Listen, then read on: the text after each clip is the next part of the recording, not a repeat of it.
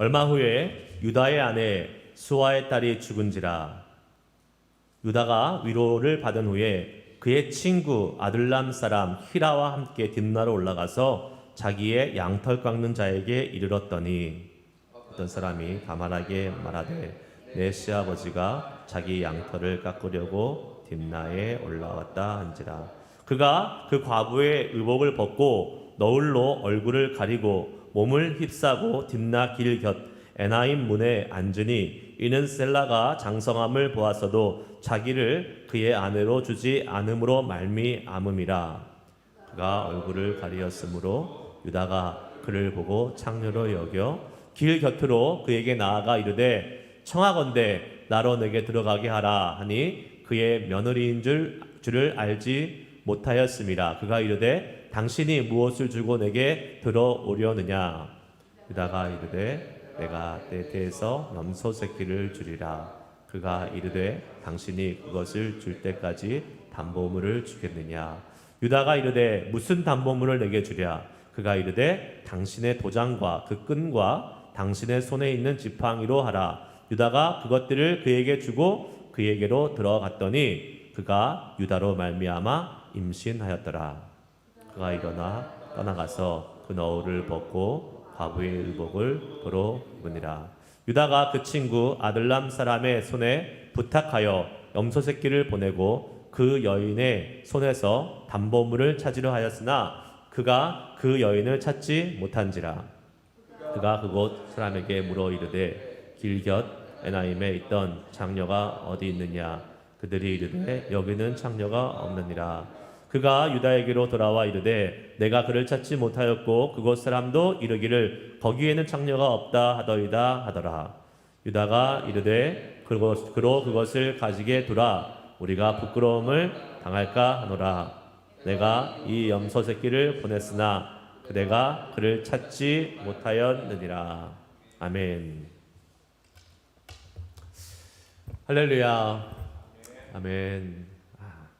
토요일 아침 또 여러분을 만나고 같이 함께 예배드리게 하신 하나님을 찬양합니다. 네, 좋습니다. 이렇게 같이 예배할 수 있는 분들이 있어서 너무 좋습니다. 여러분도 좋은 척이라도 좀 해주셔야죠. 네. 압니다. 아침이라서 아직까지 이 모든 세포가 제대로 움직이지 않고 있다는 것을 압니다. 그래서 이렇게 한번 이렇게 웃을 수는 있잖아요. 이렇게. 네. 기쁘시죠? 여러분도 같이 예배할 수 있어서. 같이 이렇게 예배할 수 있는 많은 분들이 있다는 건 얼마나 감사한 일인지 모릅니다. 저는 하나님께 감사하고 또 같이 예배할 수 있는 귀한 우리 교우분들이 있어서 너무 감사하고 좋습니다. 그런 의미에서 저랑 같이 예배해 주셔서 감사합니다. 옆 사람께 한번 인사했으면 좋겠습니다. 제가 토요일 날 아침에는 잘 인사 안 시키는데 오늘 너무 감사해서 한번 고백해 봤습니다. 네. 하나님과 멀어진 유다의 부끄러운 행위. 하나님과 멀어진 유다의 부끄러운 행위. 성경에서 많은 좀 어떻게 보면 성경에 굳이 이런 이야기까지 담아야 되나 하는 이야기들이 좀 내용들이 있잖아요. 또 그 중에 하나 내용입니다. 시아버지와 며느리가 같이 함께 동침을 해서 지금 며느리가 임신하는 이 이야기 아닙니까? 세상 사람들이 보면 경건한 성경에 어떻게 그런 비인륜적인 이야기가 있을 수 있어? 막 이렇게 얘기할 수도 있지만 성경은 거짓을 얘기하는 책이 아니라는 것을 다시 한번 우리에게 보여주는 겁니다. 다 기록되어 있어요. 뭐 좋은 거 나쁜 거 싹 다 기록되어 있습니다. 하지만 이 좋은 것과 또 어떻게 보면 그렇게 유쾌하지 못한 이 이야기들을 통해서 다 하나님께서 우리에게 주시는 은혜가 있기 때문에 기록되어 있는 거 아니겠습니까? 오늘 우리가 이 유다의 부끄러운 행위를 통해서 우리가 이제 반면 교사로 삼는 거죠. 이런 것을 통해서는 우리는 이렇게 하면 안 되지. 저것을 경계 삼아서 그렇게 하면 안 되는 모습으로 삼는 겁니다. 그것을 우리가 함께 살펴볼 겁니다. 오늘 본문의 말씀에 흐르고 있는 가장 중요한 핵심의 키워드는 거짓입니다. 속임수입니다. 속임수. 오늘의 속임수는 다말의 속임수입니다. 유다의 며느리 다말이 그 시아버지를 속여서 동침해서 임신해서 아들을 낳게 되는 이야기입니다. 속임수.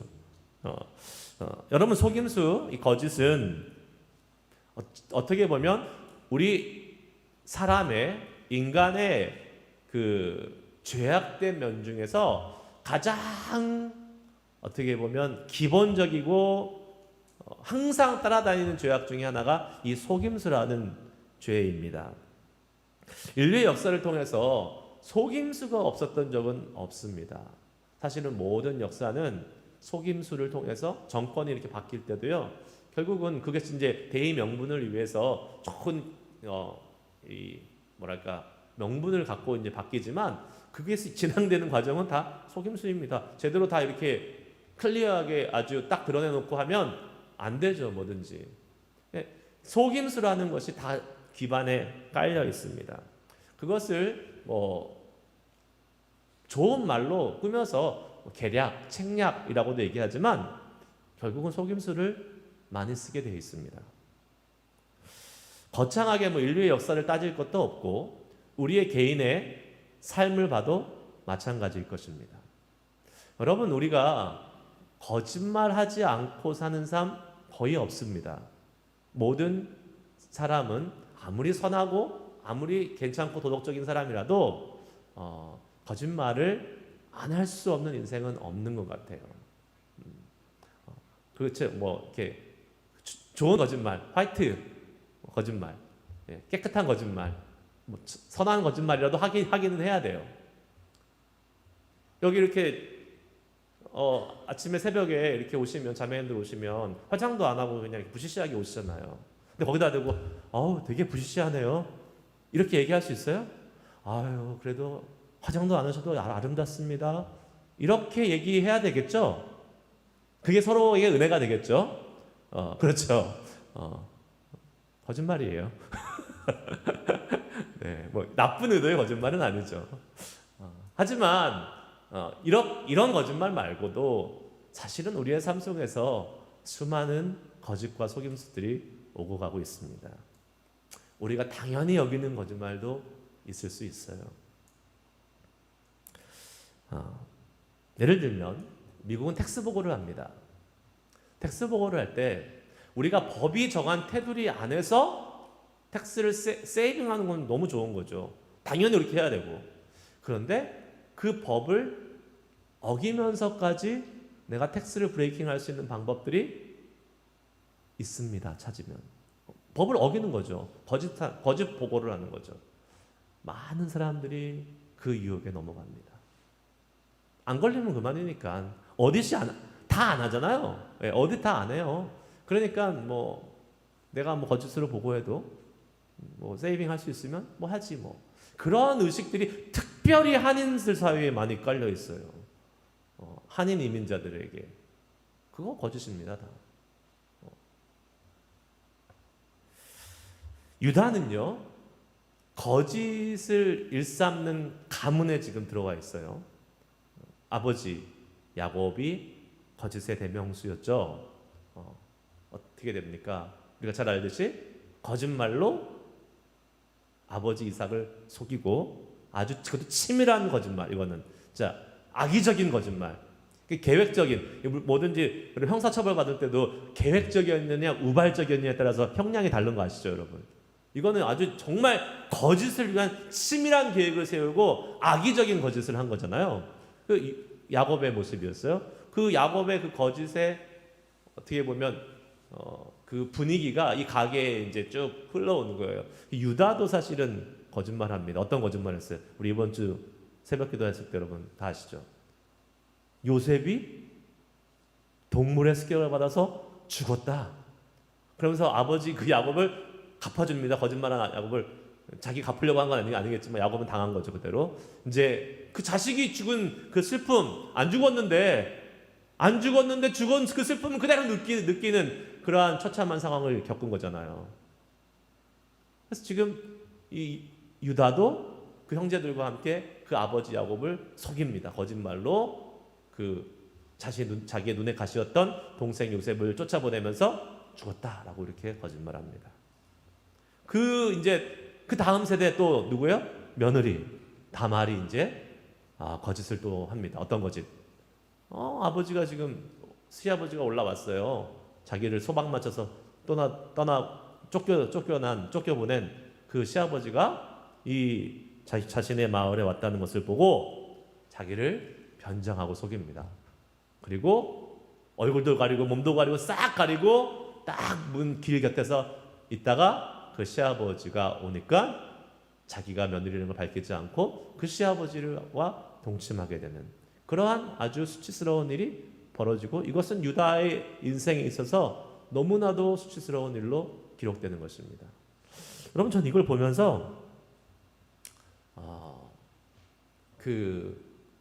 여러분 예전에 그러한, 제가 새벽기도 때도 한번 말씀드렸는데 그러한 책이 있었어요. 엄청 베스트셀러로 팔렸던 책이 있어요. 가게에 흐르는 저주를 끊어라. 그런 책 기억나세요, 여러분 혹시? 네, 그거 잘못된 책인 거 아시죠? 네, 그거 성경적인 책은 아닙니다. 그 이론 자체가 가게에 흐르는 저주는 있을 수는 있지만 그게 어떤 이야기냐면 마치 그 아버지, 할아버지, 조부가 지었던 그 죄들이 후손들한테 막 이렇게 다 이렇게 업보처럼 물려와가지고 후손들이 우리가 조상의 죄를 다 감당해야 된다. 이런 뉘앙스가 있어요. 그거는 성경적이지 않아요. 성경에 그런 말은 없습니다. 그 사람이 그 죄로 말미암아 판단받고 심판받는 거지 내 아버지 죄 때문에 내가 심판받고 이런 거 없습니다. 그 잘못된 책이에요. 이단이라고 제가 신학교 가자마자 교수님이 그거 잘못된 거야 이렇게 말씀해 주셔가지고 나 은혜 많이 받고 막 엄청 이 책 가지고 막 기도했는데 신학 교수님이 성경적으로는 잘못된 겁니다 이렇게 얘기하시더라고요. 그런데 신학적으로 성경적으로는 잘못된 부분이 있는데 한 가지 우리가 또 염두에 두고 배울 건 있어요. 뭐냐면 죄가 이렇게 전달되는 건 아니지만 죄의 영향력은 얼마든지 그 가문에 흐르고 있을 수 있다는 사실이에요. 이거 잘 구분하셔야 돼요. 내 아버지의 죄, 할아버지의 죄가 나의 죄는 아닙니다. 하지만 그 내 아버지가, 내 할아버지가 지었던 죄가 있잖아요. 그 죄의 영향력, 그 죄로 인해서 파생돼 온 가문의, 가게의, 가정에 있는 영향력이 있어요. 예를 들면 내 아버지가 담배 피워요. 그러면 그 아들이 담배 피울 확률이 높아요, 안 높아요? 높아요. 내 아버지가 술주정뱅이에요. 근데 욕하면서 그 아들이 또 그 자녀가 술 먹을 확률이 높습니다. 그러니까 이거 영향력이에요. 이건 영향력. 그 죄 자체가 아니라. 그러니까 어떻게 보면 이 야곱, 유다, 다말, 이 야곱의 가문에 지금 이 거짓의 영향력이 계속 내려왔다라는 사실을 우리는 볼 수 있는 거죠. 유다 가문에 지금 이 유다의 집에는 어떠한 영향력이 있었냐면 특별히 영적인 죄, 연약함. 유다가 여러분 가나안 땅에 들어갔을 때에 어저께 본문이었나요? 형제들부터 떨어져서 가나안 땅으로 이제 가잖아요. 먼저 혼자 가서 누구랑 결혼합니까? 가나안 사람과 결혼을 해요. 하나님이 결혼하지 말라 그랬는데 가나안 사람과 결혼하라고 합니다. 그리고 거기서 자식들을 낳죠. 아들도 죽고 첫째 아들, 둘째 아들, 그리고 오늘 본문에 의하면 자신의 아내도 죽습니다. 12절 얼마 후에 유다의 아내 수리아의 딸이 죽은지라. 얼마 후에 시간이 좀 지난 다음에 첫째 아들, 둘째 아들 다 죽었는데 또 아내가 죽은 거예요. 사실 이 아내는요, 어떻게 보면 유다가 자신의 욕심을 위해서 그냥 편하게 얻은 아내입니다. 원래는 이제 아브라함 때도 어떻게 했어요? 이삭의 아내를 구할 때 자기의 땅, 고향에 가서 아내를 얻어오라고 하나님 말씀하시잖아요. 그렇게 번거롭고 수고로운 게 아니라 그냥 자기가 간 그 땅에 아름답고 예쁜 여자가 있으니까 그냥 편하게 나 그냥 이 사람하고 결혼할래 하고 결혼을 한 거예요. 어떻게 보면 자신의 그러한 편리함 그리고 육신의 그러한 정욕을 따라서 결혼해 버린 거죠. 지금 그 아내가 죽었습니다.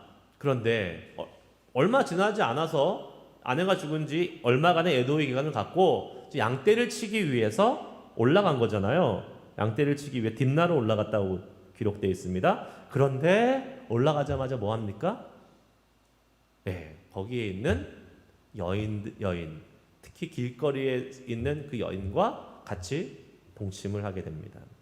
그러니까 유다가 갖고 있는 어떤 그 성적인 그러한 욕망, 욕구를 절제하지 못하고 제한하지 못하는 이러한 모습이 죄로 드러나는 거예요. 이미 아들을 둘을 잃은 유다에게 불행이 찾아왔고 이제 올라갔는데 딥나로 올라갔는데 거기에 자기가 한국말로 하면 소박을 줘서 내쫓은 다말이 있는 거죠.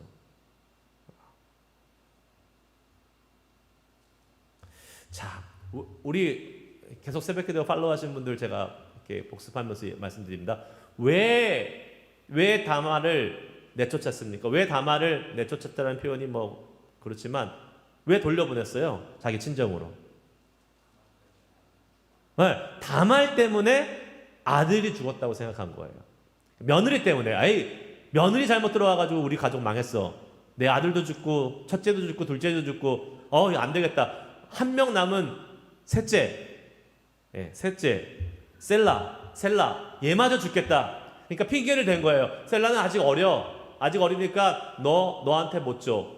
이게 그 당시 고대의 법으로 우리가 계속 살펴봤듯이 남편이 일찍 죽었어요. 근데 자녀가 없어요. 그럼 어떻게 해요? 형제한테 들어가서 같이 그 형제의 아내가 되어서 이제 자식을 얻는데 그 자식은 그 형제의 자식이 아니라 자기 죽은 남편의 자식이 되는 거예요. 그게 이제 고대의 그런 대를 잇는 그 룰이었습니다. 관습이었어요. 근데 지금 셀라도 죽을 것 같으니까 다 죽였잖아요. 죽였다는 말이 뭐하지만 다 죽었어요. 그러니까 너 가. 재수 없어. 너 때문에 우리 가족이 이렇게 된 거야. 이렇게 얘기를 속으로는 생각하고 겉으로는 셀라가 어려서 아직 너한테 못 주고 갔대. 아버지 집에 가 있어라. 쫓겨난 거예요. 그리고 이제 크면 이제 다시 뭐 부르겠다. 뭐 이런 식으로 약속을 했겠죠. 그런데 오늘 말씀을 봅시다. 12절을 다시 한번 봅시다.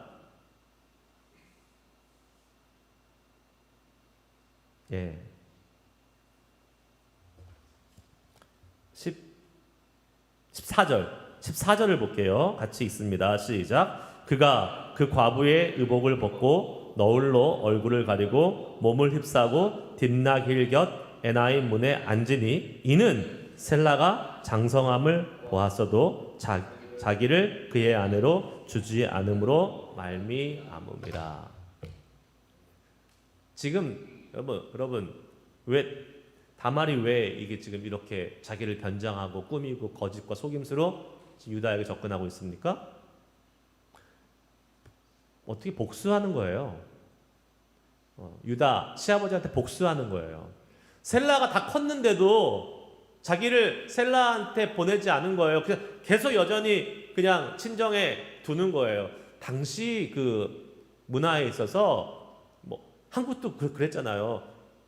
시집 갔으면 그 집 귀신 되라. 그 집에서 죽어라. 왜 친정으로 돌아오느냐 하는 그 문화가 옛날에 많았잖아요. 요새는 뭐 아니지만 당시 문화에서 결혼하면 사실 왜 돌아오는 것이 왜 수치인지 아십니까?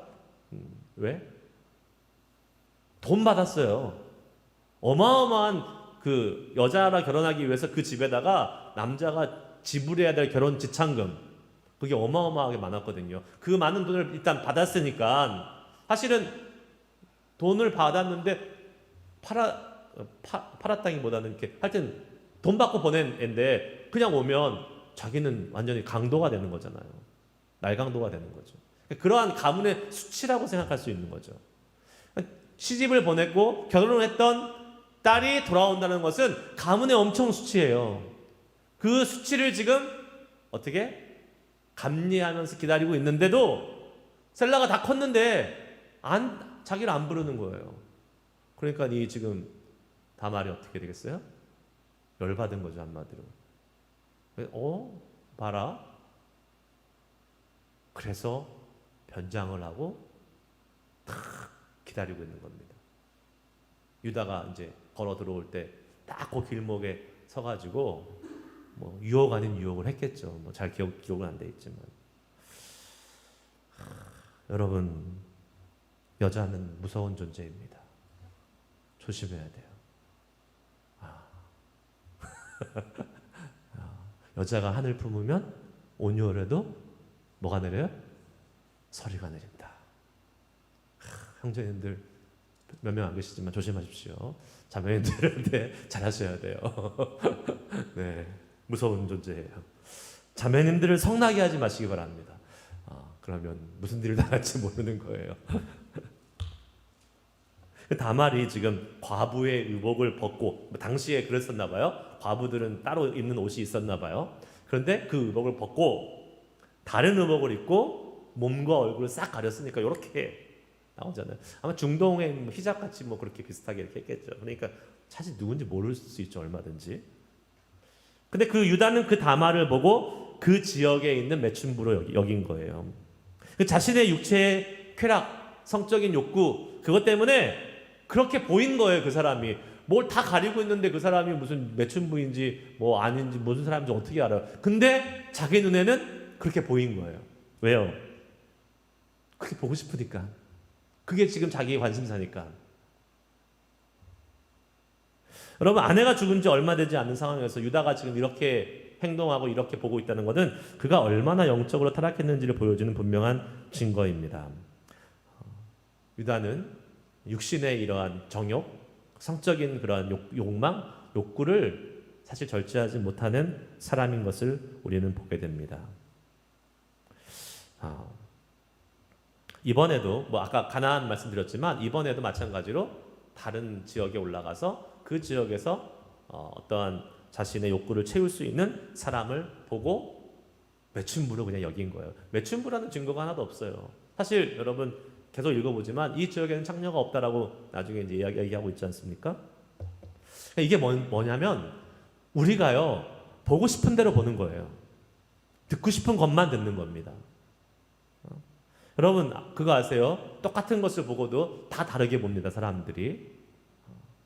요 그림 한번 보시고 여러분 뭐가 보이시는지 한번 보세요. 집사님 그림 하나 띄워주실래요? 여러분 뭐가 보이세요? 젊은 여자가 보이세요? 할머니가 보이세요? 젊은 여자가 보이시는 분 손 들어보세요. 할머니가 보이시는 분 아무도 안 계시네. 다 젊은 여자가 보이세요? 잘 보세요. 할머니 보여요. 근데 조금 시간이 걸릴 거예요. 자, 할머니가 이제 보이신다. 보이시고. 여러분들 아직 보이셔야 되는데. 보이세요? 큰 게 할머니예요. 여러분이 보고 있는 그 작은 고는 그 젊은 아가씨고, 전체적으로 크게 보면 그 젊은 아가씨의 그 얼굴선이 코예요. 매부리 코. 그럼 보이세요? 보이시죠, 이제? 똑같은 거를 보고 사람마다 보는 게 다 다르는 거예요.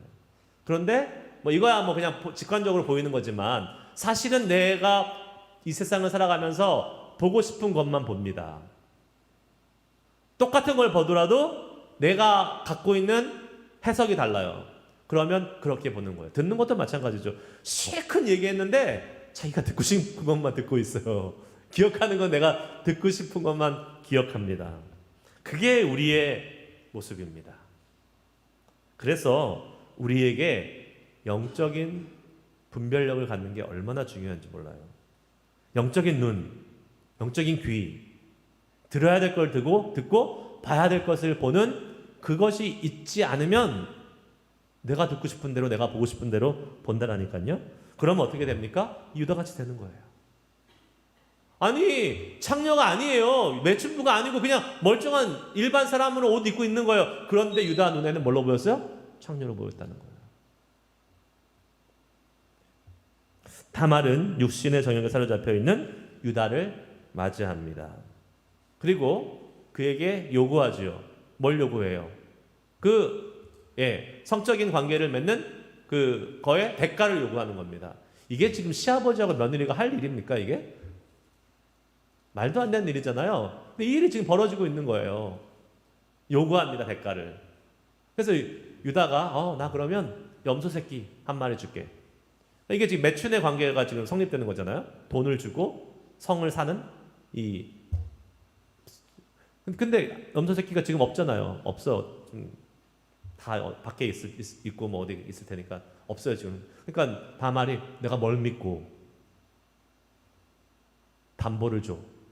그러니까 유다가 몸에 지니고 있었던 뭘 주는 겁니까? 도장과 도장끈과 지팡이를 주는 겁니다. 이거 내 거니까 이거 갖고 있으면 나중에 염소 새끼랑 바꿀 수 있어. 갖고 있어. 이렇게 하고 동침해서 이제 자식을 낳게 되는 거죠. 임신하게 되는 거죠. 여러분, 사람이 어떠한 죄를 저지를 때, 범죄를 저지를 때 만약에 증거가 남는다고 생각하면 절대 죄를 안 저질 겁니다. 그러니까 모든 사람들이 밖에서 우리 세상에서 범죄를 하고 어떤 악한 일을 할 때에 증거가 남는다. 그럼 내가 꼬리가 잡히는 거잖아요. 내 증거가 남다고 생각하면 절대 안 하죠. 근데 대부분의 사람들이 자기는 완벽한 범죄를 했다고 생각하고 증거가 없다고 생각하기 때문에 그거를 이제 저지르게 되죠. 하지만 이 세상에 안타깝지만 완벽한 범죄는 없습니다. 모두 증거가 남아 있어요. 증거는 범죄 현장에 항상 남아 있습니다. 매춘부와 불의의 관계를 맺는 이 유다는 스스로 증거를 남기는 거예요, 지금. 내가 그랬다라는 증거를 자기의 담보물을 남김으로 인해서 지금 스스로 증거를 남기게 된 것입니다. 그럼 바보 같은 사람 아닌가? 라고 생각할 수 있지만 이걸 두 가지 의미로 해석할 수 있어요. 첫 번째는 그게 별로 대수롭지 않다라고 생각할 수 있었던 것입니다. 그까짓 거 그냥 이 매춘부한테 줘봤자 나중에 찾아오면 되지? 이렇게 그냥 가볍게 생각할 수 있었던 거예요. 하지만 여러분 이게 가벼운 것이 아니었어요. 나중에 이게 발목을 잡아가지고 어떻게 됩니까? 내가 시아버지랑 동침했다는 것이 밝혀지고 유다의 수치가 되는 거예요. 아니면 이렇게 해석할 수 있어요. 두 번째 해석은 이게 중요하긴 한데 이게 정말 중요하긴 한데 지금 나의 이 어떤 육체적인 욕망보다는 덜 중요한 거예요. 이게 나중에 나의 발목을 잡을 것 같아. 나에게 그냥 어떤 중요한 건데도 육신의 적용 앞에 그거를 그냥 어떻게 해요? 중요하게 생각 안 하고 그냥 내주어 버리는 겁니다. 사실은 후자에 더 가까워요. 유다 같은 경우는 후자에 더 가깝습니다. 이렇게 죄의 유혹이요 우리의 발목을 잡는 것을 알면서도 사람은 그 죄로 들어갑니다. 우리의 힘으로 어쩔 수가 없죠. 죄가 끌어당기는 힘이 너무나 크니까 유다가 그 담보물을 남기면 이게 분명히 자기의 발목을 잡을 거를 알매도 불구하고 남기고 그 육신의 쾌락으로 넘어가는 걸 보면서 여러분 죄가 끌어당기는 힘이 얼마나 큰지를 알게 됩니다. 그래서 사도 바울이 이렇게 고백합니다. 로마서 7장 24절 한번 읽습니다. 같이 읽습니다. 시작. 오라 나는 공고한 사람이로다. 이 사망의 몸에서 누가 나를 건져내랴. 그렇게 은혜를 경험하고 그렇게 하나님의 놀라운 은혜를 체험하는 바울 사도가 자신이 또 죄 가운데 나아가고 또 죄 가운데 스트러글하고 하는 그 자신의 모습을 보면서 나는 공고한 사람이다. 이 사망의 몸에서 누가 나를 건져낼까? 매일 이렇게 탄식하는 고백을 하는 거 아니겠습니까? 그래서 우리가 죄로부터 자유로울 수 있는 방법은 하나님의 은혜밖에 없는 거예요. 내가 아무리 노력하고 내가 나와야지 발버둥 쳐도 유다처럼 이렇게 된다니까요, 우리는. 그래서 그 죄를 끊어내는 것은 하나님의 은혜밖에 없고 성령의 강권적인 인도하심밖에 없는 거예요. 예수 그리스도의 보혈의 능력밖에 없는 거예요. 우리의 힘으로는 못 끊어요. 보세요. 또 똑같이 또 들어가고 또 빠지고 또 저지르고 하는 게 우리 인간이 갖고 있는 죄성입니다. 그 하나님의 은혜를 날마다 구할 수 있는 우리 모두가 될 수 있길 주의 이름으로 축복합니다. 자, 20절에서 23절 말씀 이제 보고 마칩니다. 유다는 다말에게 한 약속을 지키려고 이제 염소 새끼를 자기 친구 아둘람 사람 히라에게 보내서 이제 다말에게 염소 새끼, 야, 너 염소 새끼 가지고 가서 저기 그 마을 들어가면 창녀 한 명 있을 거야.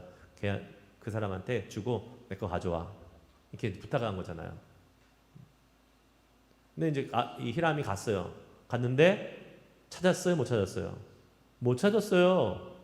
작정하고 한 건데 이 다말이 딱 그렇게 하고 숨어버렸는데 어떻게 찾아요? 마을 갔는데 창녀가 없는데? 여러분 다 재밌지 않습니까? 되게 재밌는 사실 하나 있어요. 유다가 똑같은 사람이에요. 한 사람은 며느리 다말이고 한 사람은 창녀 다말이에요. 며느리 다말한테는 약속을 안 지키려고 막 그럽니다. 자꾸 이름이 생각이 안 나요. 셋째 아들 뭐였죠?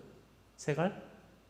네, 셋째 아들. 하여튼 얘가 커서 크면 이제 주겠다고 얘기했는데 커도 안 주잖아요. 그러니까 이 며느리 다말한테는 약속을 안 지키려고 막 이렇게 애쓰는 유다인데 그 매춘부 창녀 다말한테는 자기가 했던 약속을 지키려고 막 이렇게 너무 신실하게 그 염소 새끼 보내가지고 자기 거 찾아오려고 합니다. 웃기지 않습니까? 똑같은 사람한테 하지만 거기에는 다른 동기가 있는 거예요. 어떤 동기? 이기적인 동기가 있어요. 뭡니까? 자기가 남겨놓고 온 그 담보물 나중에 자기가 모르는 여자와 간음을 했다라는 그 증거를 없애기 위해서 지금 그 약속을 지키려고 애쓰는 유다를 지금 보게 되는 겁니다. 뭘 얘기해 줍니까? 여러분, 우리도 이렇게 유다처럼 나의 입장과 나의 유익에 따라서 약속을 깨기도 하고 지키기도 한다는 거예요.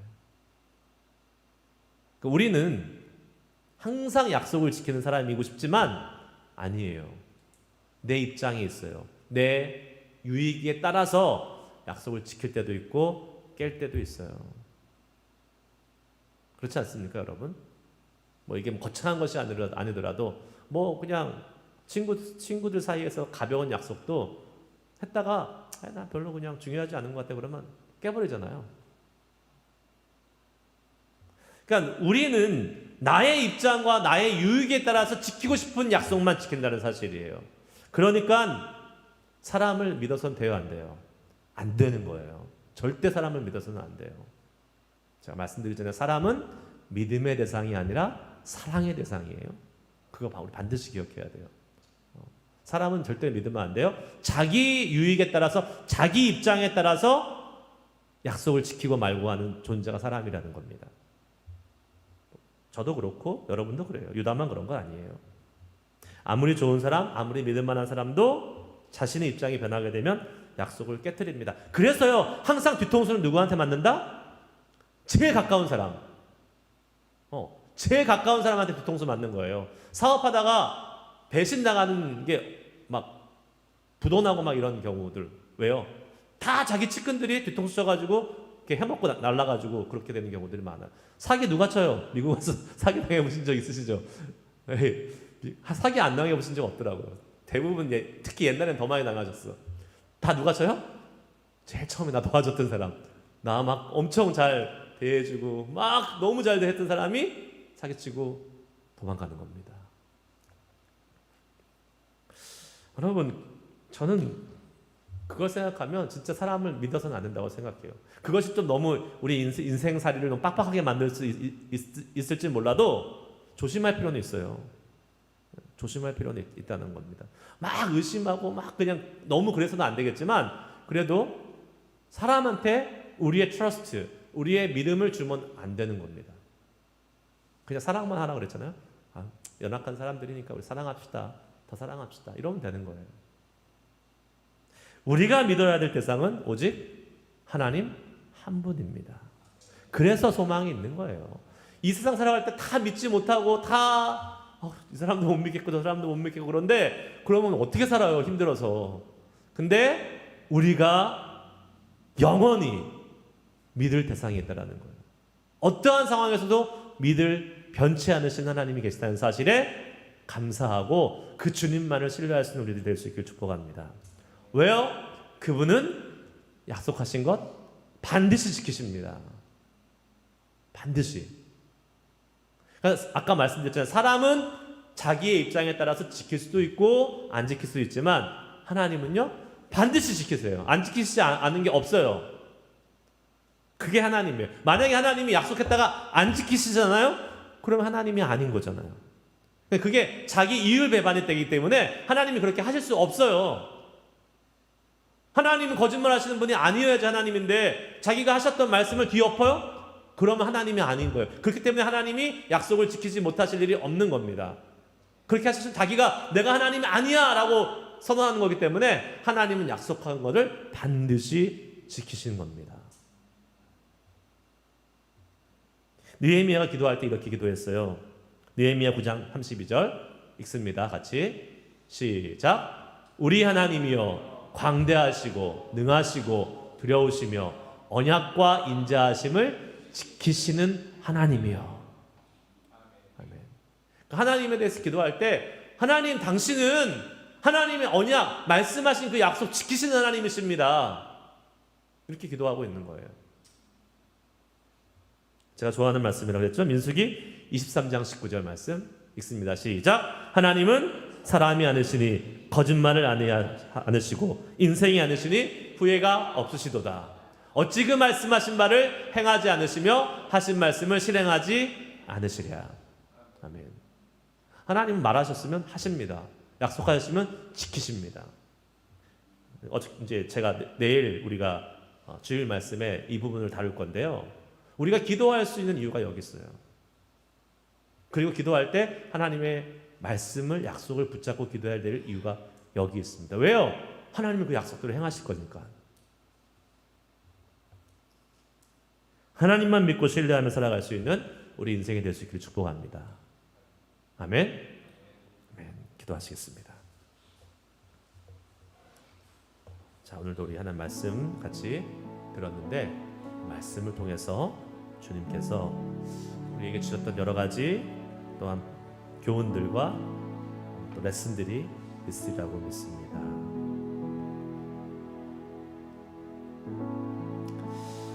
우리가 특별히 보고 싶은 것만 보고 듣고 싶은 것만 들으면서 살면 우리는 망하는 길로 가는 거예요. 하나님 우리에게 영적인 분별력을 주셔서 주님 이렇게 내가 육신의 눈으로만 볼 수 있는 그러한 것에 현혹되지 않게 하여 주시고 그 뒤에 있는 영적인 하나님의 뜻을 볼 수 있는 우리들 되게 하여 주시옵소서. 하나님만 신뢰하게 하여 주시옵소서. 사람 의지하려고 했던 모습이 조금이라도 있었으면 그 의지는 버리게 하시고 그냥 그 사람 사랑하게 하시고 하나님만 의지하게 하여 주시옵소서. 우리가 자칫 잘못하면 물론 하나님이 사람을 통해서 역사하시기 때문에 그 사람을 의지할 수 있어요. 근데 사람은 의지하면 안 됩니다. 그냥 하나님이 그 사람을 통해서 나에게 일하시는구나 감사하다 이렇게 생각하셔야지 그 사람에게 디펜드 되면 하나님이 없어지고 그 사람만 남는 거예요. 우리의 삶에는 그거 하나님 원치 않으십니다. 그 사람이 우상이 되는 겁니다. 그러한 인생 되지 않도록 하나님만 신뢰합니다. 하나님만 의지합니다. 우리 소망하는 마음으로 하나님의 신실하신 약속하심 한번 찬양하고 오늘 말씀 붙잡고 기도하도록 하겠습니다.